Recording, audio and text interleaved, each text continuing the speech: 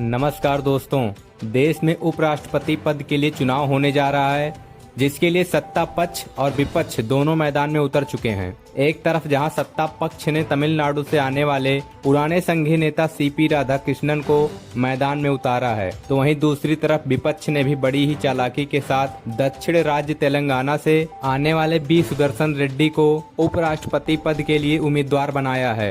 क्योंकि विपक्ष यह बात अच्छी तरीके से जानता है कि उसके पास चुनाव जीतने के लिए बहुमत नहीं है।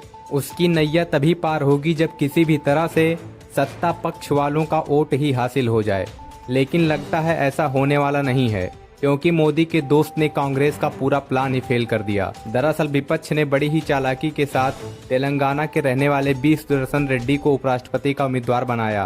कांग्रेस ने सोचा होगा कि इसी बहाने एनडीए के सबसे बड़े साथी चंद्रबाबू नायडू का भी समर्थन मिल जाएगा, क्योंकि जिस तेलंगाना से बी सुदर्शन रेड्डी आते हैं वो तेलंगाना राज्य कभी आंध्र प्रदेश का ही हिस्सा था और बी सुदर्शन रेड्डी का जन्म अविभाजित आंध्र प्रदेश में हुआ है। यानी सुदर्शन रेड्डी तेलंगाना के साथ साथ आंध्र प्रदेश के लिए भी अपने हैं और इस हिसाब से आंध्र प्रदेश के सीएम चंद्रबाबू नायडू को भी सुदर्शन रेड्डी को ही समर्थन करना चाहिए था, लेकिन उन्होंने क्षेत्रवाद से ऊपर मोदी का साथ समझा और ऐलान कर दिया कि चाहे कुछ भी हो जाए उनकी पार्टी टीडीपी के सांसद एनडीए के उम्मीदवार सीपी राधाकृष्णन को ही वोट करेंगे।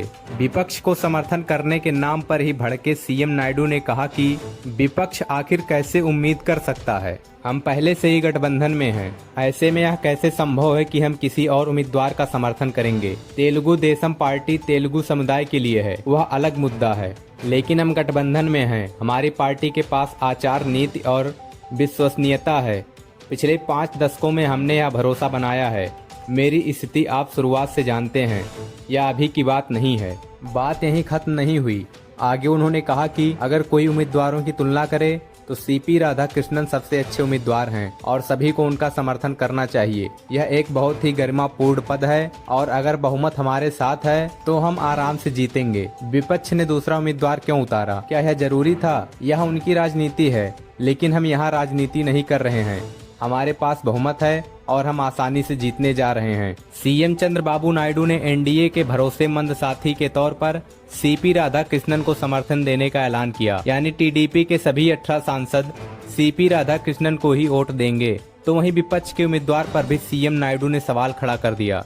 कहा कि जब उनके पास बहुमत नहीं है तो फिर उम्मीदवार ही क्यों उतार दिया। तो चलिए आपको बताते हैं कि बहुमत का आंकड़ा क्या है। लोकसभा में 543 सांसद हैं, जबकि एक सीट बसीरहाट खाली है। राज्यसभा में कुल 245 सीट हैं, जबकि इनमें से 6 सीट खाली है। इस तरह से लोकसभा और राज्यसभा में सदस्यों की संख्या 781 है। उपराष्ट्रपति का चुनाव जीतने के लिए 391 सांसदों की जरूरत है। मोदी सरकार यानी एनडीए के पास बहुमत से ज्यादा 427 सांसद हैं। विपक्ष के पास बहुमत का आंकड़ा नहीं है, उनके पास 355 सांसद हैं। करीब 130 से ज्यादा सांसद किसी भी धड़े का हिस्सा नहीं हैं। ऐसे में इन 130 सांसदों का वोट भी अहम होगा। बहुमत का आंकड़ा भले ही एनडीए के साथ हो, लेकिन अगर क्रॉस वोटिंग होती है तो चुनाव रोमांचक भी हो सकता है, क्योंकि उपराष्ट्रपति चुनाव में कोई भी पार्टी व्हिप जारी नहीं करती है, जिससे सांसदों को किसी एक उम्मीदवार को वोट देने के लिए दबाव बनाया जा सके। इस चुनाव में सांसदों को अपने अंतर्मन को वोट डालने की छूट होती है, यानी यह किसी भी उम्मीदवार को वोट डाल सकते हैं।